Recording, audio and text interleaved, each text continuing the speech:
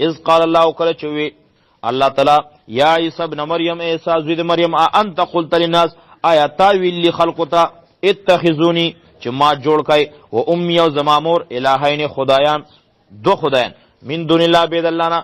قال عیسی علیہ السلام وی سبحانک پاکی د خدای تعالی را ما یکون لی ندی مناسب زما د پاره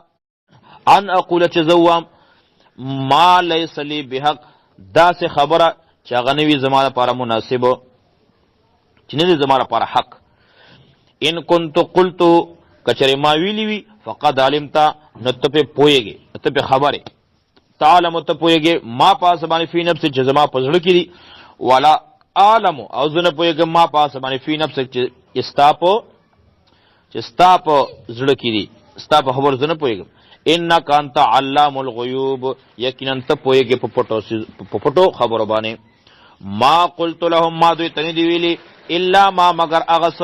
امرتنی چې تا ما ته حکم کړل. ما قلت لهم ما ندی ویلی لهم دویتا الا ما مگر اغه می ورته ویلی امرتنی چې تا ما ته حکم کړل به پاغه سره ان عبد الله چې بندگی وکړه د الله تعالی ربي چې رب زما دی او ربکم او رب تاسو لري وکنت علیهم او زوم په دې باندې شهیدن گوا ما شهیدن خبر ما دمت فیهم چې ترسو پوری زوم په دوی کې فلما توفیتنی نو هر کله چې زری پور تکړم زری پورا واغستم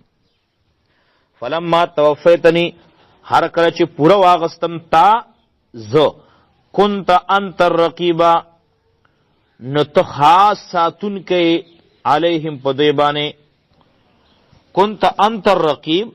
نو وی ته خبردار علیهم په دوی باندې وانت علی کل شیء شهید او ته پر یو څه باندې خبردارې ان تعذبهم کتا عذاب ور کوي دوی ته فانهم عبادک یقینا داستا بندی گاندی و ان تغفر لهم او کته معافی کوي دوی ته فانک انت العزیز الحکیم یقینا انت زبردست او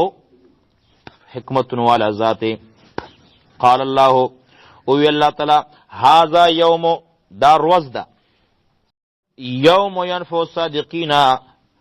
چې نفع باور کی رشتونو تا صدقوم رشتیا د دوی لهم دوی لپاره جناتون باغونه دي تجری چې بهیږي با من تحتها الانهار د غدلان نهرونه خالدین فیها همیشه به دوی په دې کې ابدا همیشه رضی الله عنهم الله تعالی راضی دی خوشاله دی د دوی نه ورضوا عنه او دویم خوشاله دي د الله نه. ذالک الفوز العظیم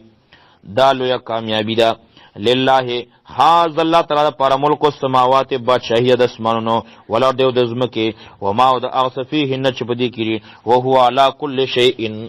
قدیر او دا الله تعالی پر شی باندې قادر دی. قال الله او الله تعالی هاذا یوم دا روز ده یوم ینفع الصادقین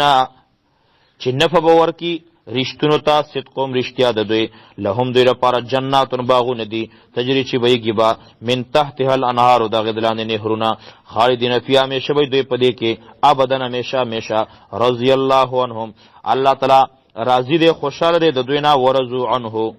او دویم خوشاله دي د الله نه. ذالک الفوز العظیم دا لویه کامیابی ده. لله حاز الله تعالی پر ملک السماوات بادشاہی د اسمانونو ولا دیو د زمکه و ما د اغصفیه نه چپدی کړي او هو علی کل شیء قدیر